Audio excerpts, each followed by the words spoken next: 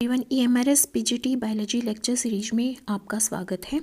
हम बात कर रहे थे excretory products and there elimination वाले टॉपिक के बारे में, जिसमें हम बात कर रहे हैं आज पार्ट 2 की, जिसमें आज हम बात करेंगे स्ट्रक्चर ऑफ नेफ्रॉन्स की और उसके फंक्शन को स्टडी करेंगे। ठीक है, तो हमें पता है कि जो नेफ्रॉन होते हैं they are structural and functional unit of kidney. जो नेफ्रॉन है वही स्ट्रक्चर भी बनाता है, वही फंक्शन भी परफॉर्म करता है किडनी के अंदर। ठीक है, किडनी के अंदर स्ट्रक्चरल और फंक्शनल यूनिट ऑफ किडनी इसको बोला जाता है। एक किडनी में 1 मिलियन के आसपास हमारे नेफ्रॉन प्रेजेंट होते हैं, 1 से 1.5 मिलियन के आसपास। तो दोनों में मिलाएंगे तो 2 to 3 मिलियन के आसपास हमारे नेफ्रॉन्स होते हैं। ठीक है, नेफ्रॉन के 2 पार्ट होते हैं। नेफ्रॉन जो होता है उसके 2 मेन पार्ट होते हैं। एक होता है रिनल कैप्सूल कार्पसल्स, एक होता है रिनल कार्पसल्स और एक होता है रिनल ट्यूबुल। ठीक है, 2 मेन पार्ट होते हैं हमारे नेफ्रॉन के, रिनल कार्पसल्स और renal tubule. Renal corpuscles filtration part form करता है, जो हमारे ब्लड को फिल्टर करने का काम करता है, और जो फिल्टरेट है उसको मॉडिफाई करना, मतलब उससे कुछ एब्जॉर्ब करना है या उसको बाहर सिक्रेट करना है, उसका काम कौन करता है? रिनल ट्यूबुल, जिसको हम बोलते हैं कि ये मॉडिफिकेशन करेगा फिल्ट्रेट की, मॉडिफिकेशन ऑफ फिल्ट्रेट, है ना, इसको हम क्या बोलते हैं? मॉडिफिकेशन पार्ट बोलते हैं। तो नेफ्रॉन के 2 मेन पार्ट होते हैं, रिनल कार्पसल्स और renal tubule. Renal corpuscles filter करता है ब्लड को, ठीक है, और ट्यूबुल मॉडिफाई करती हैं फिल्ट्रेट को। ठीक है, तो रिनल कार्पसल्स में अगर हम देखें, रिनल कार्पसल्स जो होता है उसके अंदर हमारा क्या क्या आता है? रिनल कार्पसल्स के अंदर आता है हमारा ग्लोमरुलस। इसको हम रिनल जो कार्पसल्स होता है उसको हम बोलते हैं माल्फिजियन बॉडी। ठीक है, क्या बोलते हैं? माल्फिजियन बॉडी बोलते हैं। रिनल कार्पसल की बात करें तो इसको हम बोलते हैं माल्फिजियन बॉडी भी बोलते हैं। इसके 2 मेन स्ट्रक्चर होते हैं, एक होता है हमारा ग्लोमरुलस और दूसरा होता है बोमेन कैप्सूल। ठीक है, एक होता है हमारा इसका ग्लोमरुलस और दूसरा मेन स्ट्रक्चर होता है इसका बोमेन कैप्सूल। ठीक है, रिनल कार्पसल्स का हमारा, इसको माल्फिजियन बॉडी भी बोलते हैं। इसके 2 मेन हमारे स्ट्रक्चर होते हैं, एक होता है ग्लोमरुलस, दूसरा होता है बोमेन्स कैप्सूल। ठीक है, अब देखो, जो हमारी नेफ्रॉन होती है वो एक एपिथेलियल ट्यूब होती है, एपिथेलियल टिश्यू की बनी होती है, एपिथेलियल ट्यूब होती है। इसका साइज़ कितना होता है? अप्रोक्स 3 सेंटीमीटर लॉन्ग होती है। कितनी लॉन्ग होती है? 3 सेंटीमीटर लंबी होती है और 20 to 60 माइक्रोमीटर डायमीटर होता है इसका। कितना डायमीटर होता है? 20 to 60 माइक्रोमीटर इसका डायमीटर होता है, डायग्राम बोल दिया मैंने, डायमीटर होता है। ठीक है, रीजंस की बात करें तो Bowman's capsule, proximal convoluted tubule, loop of Henle, distal convoluted tubule, ऐसे तो बहुत सारे इसके पार्ट होते हैं। ठीक है, बहुत सारे इसके पार्ट होते हैं। अगर मैं इसको यहाँ पे अगर आपको ओवरव्यू दूं तो हमने पढ़ा कि जो हमारा नेफ्रॉन है उसके 2 मेन पार्ट होते हैं। एक होता है हमारा क्या? रिनल कार्पसल्स, जो फिल्ट्रेशन का काम करता है, कार्पसल्स जिसको माल्फिजियन बॉडी बोलते हैं। दूसरा हमारा क्या है? रिनल ट्यूबुल वाला स्ट्रक्चर है, जो हमारा मॉडिफाई करता है फिल्ट्रेट को। तो रिनल कार्पसल्स में हम पढ़ेंगे ग्लोमरुलस को और हम पढ़ेंगे बोमेन्स कैप्सूल को 1 बाय 1 इन स्ट्रक्चर को हम स्टडी करेंगे कि इनके अंदर क्या क्या पाया जाता है। रिनल ट्यूबल्स में हमारी प्रॉक्सिमल कॉन्वेलेटिव ट्यूबल आती है और हमारा आता है लूप ऑफ हेनले आता है, और हमारा आता है डिस्टल कॉन्वेलेटिव ट्यूबल्स, और हमारी लास्ट में आती है कलेक्टिंग डक्ट। क्या आती है? Collecting duct. तो ये ओवरव्यू है हमारे नेफ्रॉन का, इसको आज हम स्टडी करेंगे। नेफ्रॉन क्या है? स्ट्रक्चरल एंड फंक्शनल यूनिट है किडनी की। एपिथेलियल टिश्यू से मिलकर बनी है, तो एपिथेलियल ट्यूब है। साइज अप्रोक्स 3 सेंटीमीटर होता है। डायमीटर की बात करें तो 20 to 60 माइक्रोमीटर का डायमीटर होता है। इसके डिवीजन करें तो इसको रीनल कार्पसल्स और रीनल ट्यूबुल में डिवाइड किया जा सकता है। रीनल कार्पसल्स हमारा फिल्टर करता है, फिल्ट्रेट है, ये फिल्ट्रेट पार्ट है। और रीनल कार्पसल ट्यूबुल जो होता है वो हमारा मॉडिफाई करता है, मॉडिफिकेशन पार्ट है, ये मॉडिफिकेशन पार्ट है जो हमारे फिल्ट्रेट को मॉडिफाई करता है।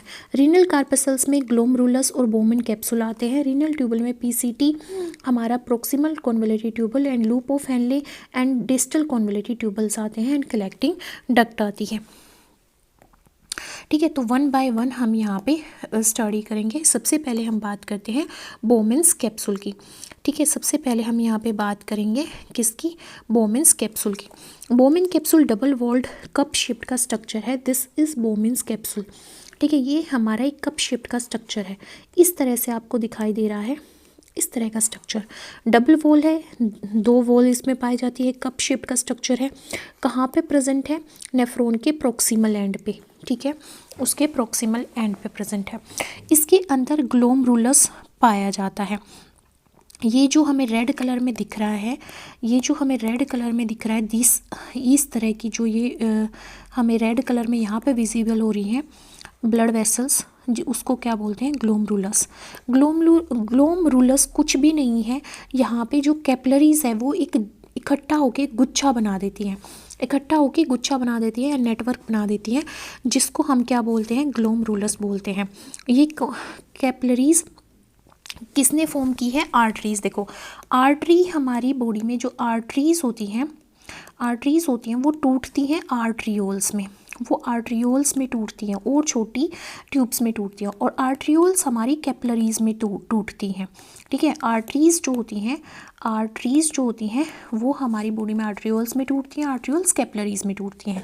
तो यहाँ पे जब एफरेंट आर्ट्रियोल किडनी में एंटर करेंगी, एफरेंट आर्ट्रियोल्स जब किडनी में एंटर करेंगी तो वो कैपिलरीज में टूट के कैपिलरीज का नेटवर्क बनाती हैं, जिसको ग्लोमरुलस बोलते हैं। और ये ग्लोमरुलस हमारे बोमेन कैप्सूल के अंदर पाया जाता है।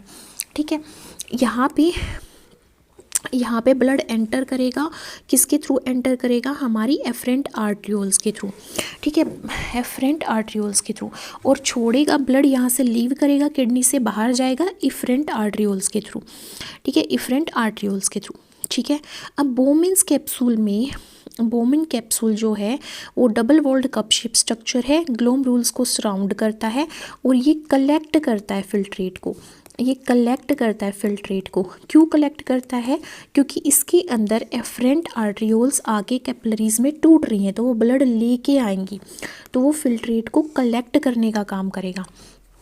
अब एक इम्पोर्टेंट पॉइंट यहाँ पे है कि जो हमारा बोमेन्स कैप्सूल है, इसकी इनर लेयर में सेल्स होती हैं। कौन सी सेल्स होती हैं, पोडोसाइट सेल्स। ठीक है, क्या होती हैं, इसकी इनर लेयर में पोडोसाइट सेल्स होती हैं। ठीक है, अब बात आती है हमारी मालफिजियन बॉडी की। मालफिजियन बॉडी हमें पता चल गया हमारी क्या होती है, हमारी रीनल कार्पसल्स होती है, जिसमें ग्लोमरुलस आता है और बोमेन कैप्सूल आता है। तो ग्लोमरुलस और बोमेन कैप्सूल दोनों मिलके क्या बनाते हैं, मालफिजियन बॉडी बनाते हैं। ये MCQ के लिए क्वेश्चन है कि अगर आपसे पूछा जाए कि मालफिजियन बॉडी किस किस से मिलके बनी है, ग्लोमरुलस और बोमेन कैप्सूल दोनों ही फिल्ट्रेशन का काम करेंगे, ये स्ट्रक्चर जिसमें बाहर हमारा क्या है, बोमेन कैप्सूल, अंदर क्या है, ग्लोमरुलस, दोनों मिलके हमारी मालफिजियन बॉडी बना रही है। और ये यूरिन फॉर्मेशन में या फिल्ट्रेशन में पहला स्टेप है, क्योंकि यहाँ पे ब्लड पहले आता है। ठीक है, स्ट्रक्चर बोमेन कैप्सूल का हमने समझ लिया। आउटर वॉल किसकी बनी हुई है, आउटर वॉल हमारी सिंपल स्क्वामस सेल्स की बनी हुई है, इनर वॉल पोडोसाइट्स की बनी हुई है, जिसमें फिल्ट्रेशन के लिए स्लिट प्रेजेंट है, छोटा छोटा कट लगा हुआ है, स्लिट प्रेजेंट है फिल्ट्रेशन के लिए। ठीक है, फिल्ट्रेशन के लिए क्या प्रेजेंट है, स्लिट प्रेजेंट है। और फिंगर लाइक प्रोजेक्शन प्रेजेंट होते हैं किसके अराउंड, ग्लोमरुलर कैपिलरीज के अराउंड। ठीक है, एक छोटी सी नेक होती है इसकी, जिसमें सीलिएटेड एपिथेलियम पाया जाएगा। तो आउटर वॉल किसकी बनी हुई है, सिंपल स्क्वामस सेल्स की, इनर वॉल में पोडोसाइट है जिसमें फिल्ट्रेशन स्लिट है, और जो ग्लोमरुलस है उसके बाहर फिंगर लाइक प्रोजेक्शन प्रेजेंट है, और यहाँ पे क्या है, नेक प्रेजेंट है जो कैसी होगी, सीलिएटेड होगी। अब हम बात करते हैं रीनल ट्यूब्यूल की। अभी हमने किसकी बात की थी? रीनल कार्पसल्स की। अब हम बात करते हैं रीनल ट्यूब्यूल की, जो क्या करती है? फिल्ट्रेट को मॉडिफाई करती है। फिल्ट्रेट को क्या करती है? मॉडिफाई करती है। मॉडिफाई करने का मतलब है उससे कोई सॉल्ट एब्जॉर्व करना है, वाटर एब्जॉर्व करना है, सिक्रीशन करना है, तो वो सब कौन करेगी? रीनल ट्यूब्यूल करेगी। रीनल ट्यूब्यूल का फर्स्ट पार्ट होता है प्रोक्सिमल कॉन्वोल्यूटेड ट्यूब्यूल, ठीक है, प्रोक्सिमल कॉन्वोल्यूटेड ट्यूब्यूल, जिसको हम पीसीटी भी बोलते हैं। Specialised for transport of salt and substances to interstitial fluid. Interstitial fluid में ये क्या करती है? हमारे सॉल्ट को और सब्सटेंसेस को पास करती है। स्टार्ट कहाँ से होती है? यहाँ से स्टार्ट होती है, बोमन कैप्सूल से स्टार्ट होती है। ये हमारी क्या है?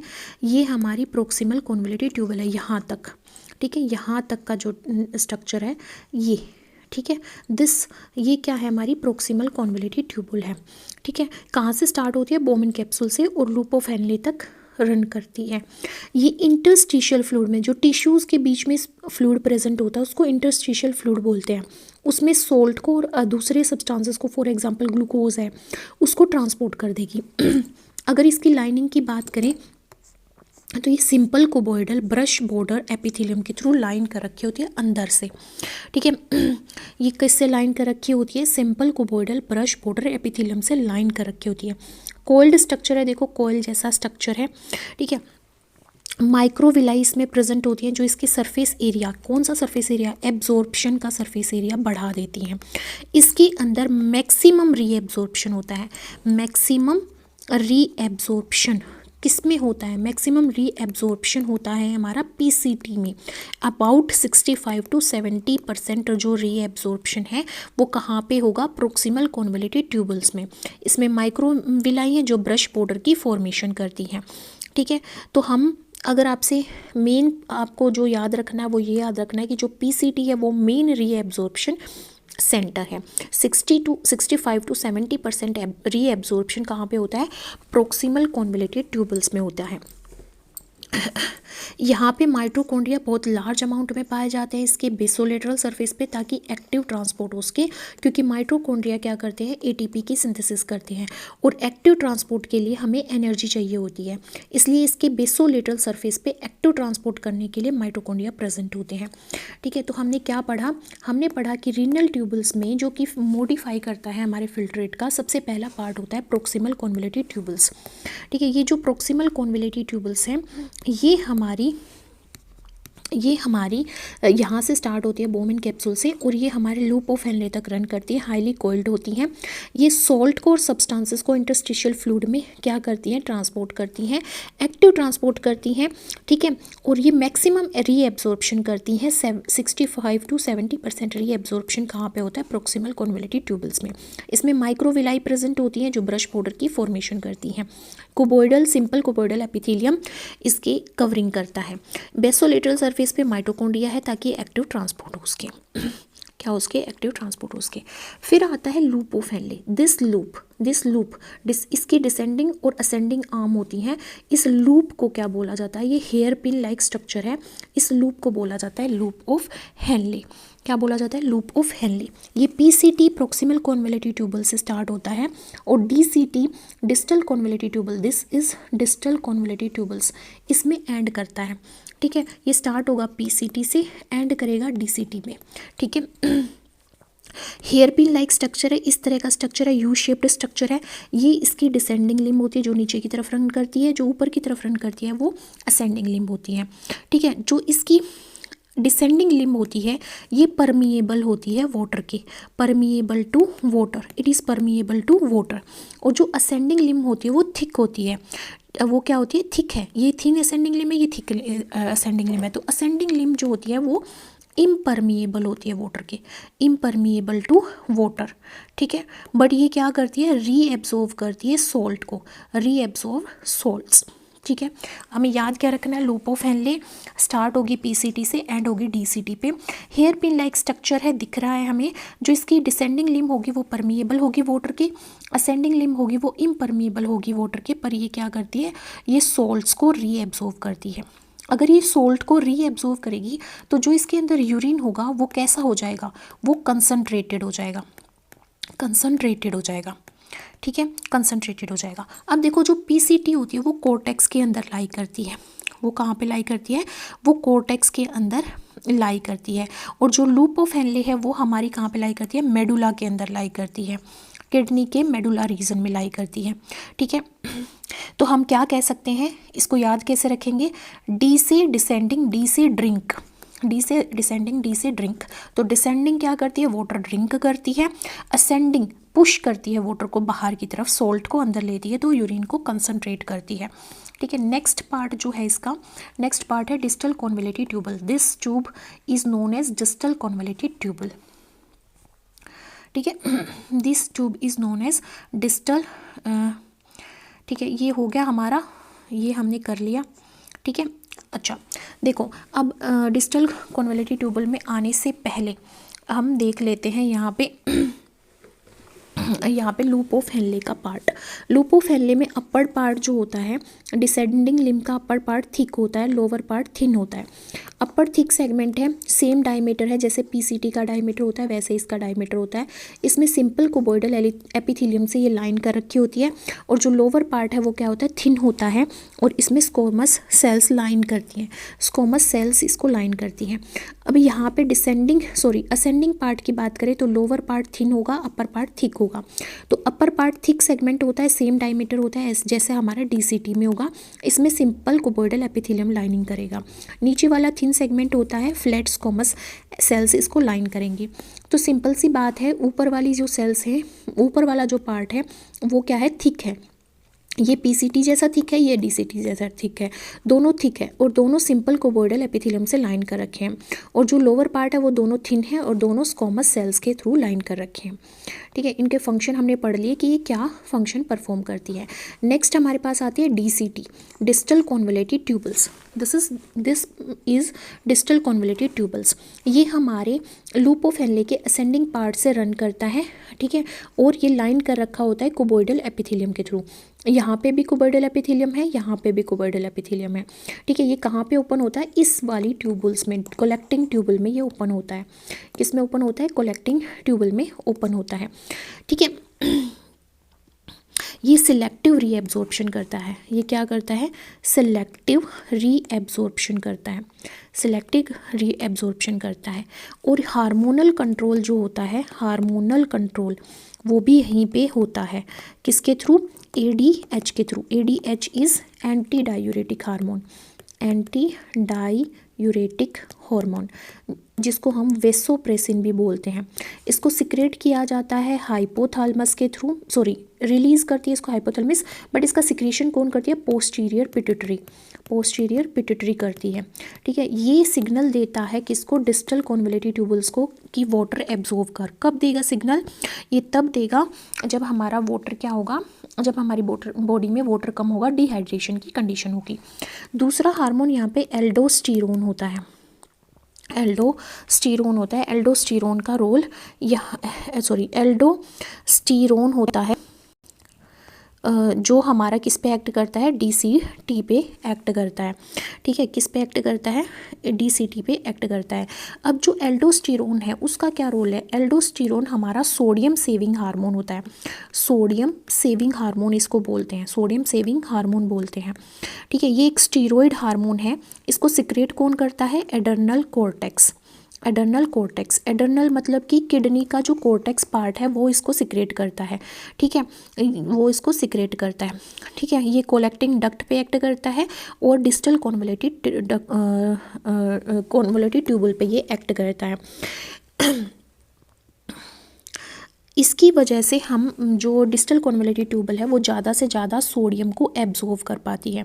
यहाँ पे सोडियम पोटेशियम एटीपीएस पंप होते हैं बेसोलेटरल मेम्ब्रेन में। किसकी बेसोलेटरल मेम्ब्रेन में? डिस्टल कॉन्वोल्यूटेड ट्यूबल की बेसोलेटरल मेम्ब्रेन में सोडियम पोटेशियम एटीपीएस पंप होता है, जिसकी वजह से सोडियम को रीएब्जॉर्व किया जाता है, पोटेशियम को सिक्रेट किया जाता है यूरिन के अंदर, ताकि सोडियम जो है वो ब्लड के अंदर ज़्यादा बढ़ सके, ब्लड का प्रेशर इंक्रीज हो उसके। आती है हमारी कोलेक्टिंग डक्ट। कोलेक्टिंग डक्ट में ओपन कौन होती है, डीसीटी, डिस्टल कॉन्वोल्यूटेड ट्यूबल्स। ये कोलेक्टिंग डक्ट है। ये मेडुलरी पिरामिड में प्रेजेंट होती है, मेडुला के अंदर प्रेजेंट होती है। ये लॉन्ग ट्यूब है, पास होती है मेडुला से, और ये फिर डक्ट्स ऑफ बेलिनी या डक्ट्स ऑफ बेलिनी में ये या डक्ट्स ऑफ बर्टीनी में ओपन हो जाती है पेपिला के अंदर, और डक्ट्स ऑफ बेलिनी किस में ओपन होती है, पेल्विस रीजन में।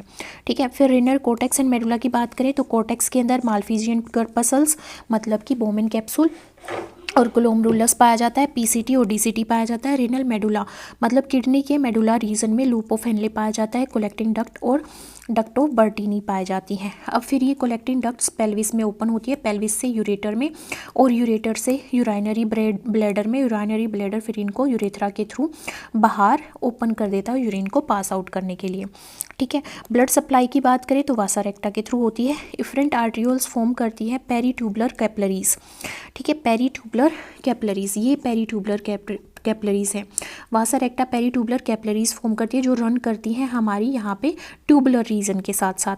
वासा रेक्टा यू शेप्ड का वेसल्स बनाती हैं। क्या बनाती है, यू शेप्ड का वेसल, जो हमारा यहाँ पे लूप ऑफ हेनले उसके पैरेलल रन करता है। तो यहाँ पे वासा रेक्टा आएगी और जो हमारे यहाँ पेरीट्यूबुलर कैपिलरीज फॉर्म करेंगी जो पैरेलल होंगी लूप ऑफ हेनले के। नेक्स्ट हमारे पास आता है टाइप्स ऑफ नेफ्रॉन। नेफ्रॉन को हम दो टाइप में क्लासीफाई करते हैं, एक कोर्टिकल नेफ्रॉन होता है, एक जक्स्टा मेडुलरी नेफ्रॉन होता है। तो देखो यहाँ पे हमें दिख ही रहा है, जो हमारा कोर्टिकल नेफ्रॉन है, हमने पढ़ा है कि एक किडनी में 1 मिलियन से लेके 1.5 मिलियन तक हमारे क्या होते हैं, नेफ्रॉन होते हैं। दो किडनी में मिलाएंगे तो 2 to 3 मिलियन हो जाएंगे। ठीक है, तो जितने भी हमारे नेफ्रॉन हैं उनका टोटल 85% पार्ट हमारा कोर्टिकल नेफ्रॉन फॉर्म करता है। दिस इज कोर्टिकल नेफ्रॉन, और ये हमारा जक्स्टा मेडुलरी नेफ्रॉन है। अब देखो यहाँ पे कार्पसल्स जो प्रेजेंट होती हैं वो नियर किडनी सरफेस प्रेजेंट होंगी। ठीक है, मतलब बोमेन कैप्सूल और जो ग्लोमरुलस होगा वो किडनी की सरफेस पे प्रेजेंट होगा, और यहाँ पे सरफेस पे प्रेजेंट नहीं होगा। अब यहाँ पे शॉर्ट होता है, लूप ऑफ हेनले शॉर्ट है। यहाँ पे देखो लूप ऑफ हेनले हमारा मतलब थोड़ा बड़ा है, साइज़ बड़ा है। यहाँ पे लॉन्ग लूप ऑफ हेनले है, यहाँ पे शॉर्ट लूप ऑफ हेनले है। जक्स्टा मेडुलरी नेफ्रॉन हमारे टोटल नेफ्रॉन का 15% पार्ट फॉर्म करता है। कोर्टिकल नेफ्रॉन 85% पार्ट फॉर्म करता है। ठीक है, यहाँ पे लूप ऑफ हेनले शॉर्ट है, यहाँ पे लूप ऑफ हेनले लॉन्ग है। पेरीट्यूबुलर कैपिलरीज, देखो जो इफरेंट कैपिलरीज होती है, इफरेंट आर्टरीज होती हैं, इफरेंट आर्टरीज। ठीक है, आर्टरीज वो टूटती हैं यहाँ पे और क्या बनाती हैं, हमारी पेरीट्यूबुलर कैपिलरीज, जो हमारे यहाँ पे ट्यूबुलर रीजन के पैरेलली जो रन करता है उसको बोलते हैं पेरीट्यूबुलर कैपिलरी नेटवर्क। जो हमारा लूप ऑफ हेनले से जब पास होगा तो वो वासा रेक्टा बनाएगा। तो यहाँ पे पेरीट्यूबुलर कैपिलरीज तो प्रेजेंट होती है, यहाँ पे पुअर पेरीट्यूबुलर नेटवर्क होता है, यहाँ पे अच्छे से नहीं डेवलप होता पेरीट्यूबुलर कैपिलरी नेटवर्क, पर यहाँ पे डेवलप होता है। यहाँ पे वासा रेक्टा नहीं फॉर्म होती, लूप ऑफ हेनले के पैरेलली रन नहीं करती वो, बट यहाँ पे वासा रेक्टा प्रेजेंट होती है। ठीक है, तो कोर्टिकल नेफ्रॉन हमारा 85% पार्ट फॉर्म करेगा नेफ्रॉन्स का। जक्स्टा मेडुलरी 15% पार्ट फॉर्म करेगा। इसमें कार्पसल्स मतलब कि बोमेन कैप्सूल और ग्लोमरुलस पास होते हैं near surface body, near kidney के सरफेस पे, पर यहाँ पे वो डीपली प्रेजेंट होते हैं। यहाँ पे शॉर्ट लूप ऑफ हेनले होता है, यहाँ पे लॉन्ग लूप ऑफ हेनले होता है। ठीक है, यहाँ पे जो vasa capillary peritubular capillary network well developed होता है, यहाँ पे लेस डेवलप्ड होता है। यहाँ पे वासा रेक्टा एब्सेंट होती है, यहाँ पे प्रेजेंट होती है। हमारे पास टॉपिक है ब्लड वेसल्स ऑफ किडनी। ठीक है, अब जस्ट अ मिनट।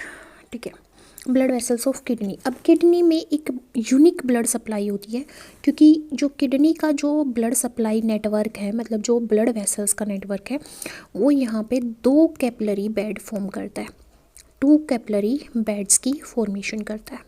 पहले समझते हैं फ्लो चार्ट की हेल्प से कि यहाँ पे कैसे हमारा ब्लड फ्लो होता है। पहले आएगा ब्लड अयोर्टा से, अयोर्टा हमारी लार्जेस्ट आर्टरी है। फिर अयोर्टा से ब्लड आएगा रीनल आर्टरी में। रीनल वर्ड जो यूज़ किया गया है वो किडनी के लिए यूज़ किया गया है। रीनल आर्टरी से ब्लड जो है वो सेगमेंटल आर्टरीज़ में एंटर करता है, सेगमेंटल आर्टरीज़ में। फिर एंटर करता है इंटरलोबर आर्टरीज़ में, इंटरलोबर आर्टरीज़ में ब्लड एंटर करता है। फिर एंटर करता है हमारा आर्क्यूएट आर्टरीज़ के अंदर, आर्क्यूएट आर्टरीज़ के अंदर। फिर हमारा इंटरलोबुलर आर्टरीज़ के अंदर ब्लड एंटर करता है, लोबुलर आर्टरीज़ के अंदर ब्लड एंटर करता है। फिर आता है हमारा एफरेंट आर्ट्रियोल्स में, एफरेंट आर्ट्रियोल्स में, आर्ट्रियोल्स में हमारा ब्लड आता है। ठीक है, तो देखो फिर हमारा एफरेंट आर्ट्रियोल से आता है ग्लोमरुलस में, ग्लोमरुलस में। अब ग्लोमरुलस में फर्स्ट कैपिलरी बेड की फॉर्मेशन होती है, यहाँ पे फर्स्ट कैपिलरी बेड की फॉर्मेशन होती है, फर्स्ट कैपिलरी बेड यहाँ पे बनता है।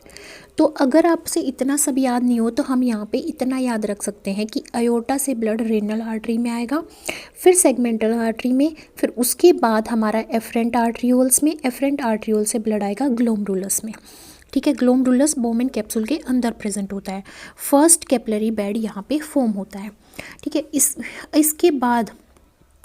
इसके बाद ब्लड जाता है हमारा इफरेंट आर्ट्रियोल्स में, इफरेंट आर्ट्रियोल्स में, इफरेंट आर्ट्रियोल्स में हमारा ब्लड आता है। इफरेंट आर्टरीज हमने देखा जब वो पैरेलली रन करती हैं पीसीटी के साथ तो वो पेरीट्यूबुलर कैपिलरीज फॉर्म करती हैं, पेरीट्यूबुलर कैपिलरीज फॉर्म करती हैं।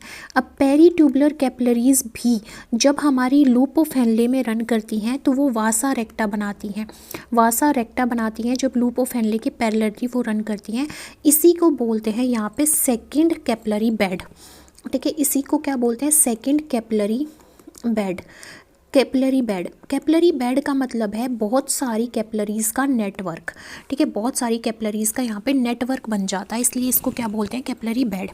फिर ये छोटे छोटे वेन्यूल्स में, वीन्स में टूट जाती हैं, वेन्यूल्स में टूट जाती है। फिर अगेन यही चलेगा, इंटरलोबुलर वीन्स, आर्क्यूरेट वीन्स और इंटरलोबुलर वीन्स। ठीक है, तो फिर अगेन हमारी क्या आती है, इंटरलोब्यूलर वीन आती है, वीन में टूटती हैं ये। फिर हमारी अगेन आर्क्यूएट वीन में टूटती हैं। ठीक है, फिर अगेन हमारी किस में टूटती है, इंटरलोबर। ठीक है, ये इंटरलोबर वीन में टूटती हैं।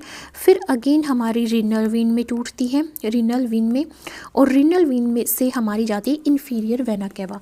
इन्फीरियर वेना केवा क्या करती है, लोअर बॉडी पार्ट से हमारी आर्टरी के ओरिकल के अंदर क्या करती है, ब्लड को पहुंचाती है, ओरिकल के अंदर, है ना, ओरिकल के अंदर हमारे हार्ट में ब्लड को पहुंचाती है। तो हमें याद कैसे रखना है, याद हम ऐसे रखेंगे, अयोर्टा से रीनल आर्टरी में ब्लड आया, फिर सेगमेंटल आर्टरीज में, फिर अलग अलग आर्टरीज से होता हुआ एफरेंट आर्ट्रियोल्स में गया, फिर ग्लोमरुलस में आया। ग्लोमरुलस फर्स्ट कैपिलरी बेड फॉर्म करता है जहाँ से ब्लड इफरेंट आर्ट्रियोल्स में जाता है, पेरीट्यूबुलर कैपिलरीज में जाता है जो हमारी पीसीटी के पैरेलली रन करती हैं। फिर वासा रेक्टा जो कैपिलरी बेड मतलब कैपिलरी का नेटवर्क फॉर्म करती है parallel to loop of Henle, फिर उससे हमारी वेन्यूल्स में जाता है, अलग अलग वीन से होता हुआ हमारा इन्फीरियर वेना केवा में जाएगा और फिर हमारे हार्ट में एंटर कर जाएगा। तो यहाँ पे हमने क्या पढ़ा, टू कैपिलरी बेड के बारे में पढ़ा। टू कैपिलरी बेड्स हमने यहाँ पे देखे। फर्स्ट कैपिलरी बेड्स है ग्लोमरुलस, ग्लोमरुलस ये क्या करता है, फिल्ट्रेशन के लिए, ये कैपिलरी बेड बनाता है फिल्ट्रेशन के लिए, for filtration. Second capillary bed जो है, सेकंड कैपिलरी बेड जो है वो कहाँ पे बनाया जाता है, कैपिलरी बेड बनाया जाता है वासा रेक्टा के थ्रू। कहाँ पे बनाया जाता है, वासा रेक्टा या पेरीट्यूबुलर कैपिलरीज के थ्रू। तो यहाँ पे पेरीट्यूबुलर कैपिलरीज और हमारी जो वासा रेक्टा है दोनों मिलके क्या बनाती हैं, वासा रेक्टा दोनों हमारी क्या बनाती हैं, यहाँ पे सेकंड कैपिलरी बेड बनाती हैं। पर ये किसके लिए होता है, ये रीएब्जॉर्प्शन के लिए होता है। जैसे मान लो हमें सोडियम को रीएब्जॉर्ब करना है या ग्लूकोज को रीएब्जॉर्ब करना है या वाटर को रीएब्जॉर्ब करना है, तो उसके लिए ये सेकंड बेड बनाया जाता है। ये जो हमारी अरेंजमेंट है जिसमें जिसमें दो बेड फॉर्मेशन हुई हैं और अलग अलग ब्लड वेसल्स प्रेजेंट है, इस पूरी अरेंजमेंट को क्या बोला जाता है, renal portal system. Renal portal system, देखो पोर्टल सिस्टम तो इस वजह से क्योंकि ब्लड फ्लो हो रहा है, कनेक्ट कर रहे हैं, पोर्टल सिस्टम बन रहा है। पर रीनल वर्ड किसके लिए आया है, किडनी के लिए आया है। किसके लिए आया है, किडनी के लिए आया है। ठीक है, देखो जो हमारी इफरेंट आर्ट्रियोल्स और इफरेंट आर्ट्रियोल्स है उसमें क्या डिफरेंस होता है। जो हमारी एफरेंट आर्ट्रियोल है वो ब्लड को लेके आती है किडनी में, ठीक है। और जो इफरेंट आर्ट्रियोल है वो ब्लड को फिल्टर्ड ब्लड को कहाँ पे लेके जाती है, हार्ट में लेके जाती है कि ताकि उसको हार्ट पंप कर सके। तो एफरेंट आर्ट्रियोल्स का जो डायमीटर है, डायमीटर, ठीक है, डायमीटर जो एफरेंट आर्ट्रियोल्स का है वो वाइडर होता है, क्योंकि ये ज़्यादा ब्लड को लेके आती है, उसमें बहुत सारे सोल्यूट, वाटर, ग्लूकोज, बहुत सारी चीज़ें होती है, तो वो वाइडर होती है। बट फिल्ट्रेट ब्लड को ले जाती है एफरेंट आर्ट्रियोल्स हार्ट में, तो ये हमारी कैसी होती है, इसका डायमीटर नैरो होता है, ठीक है।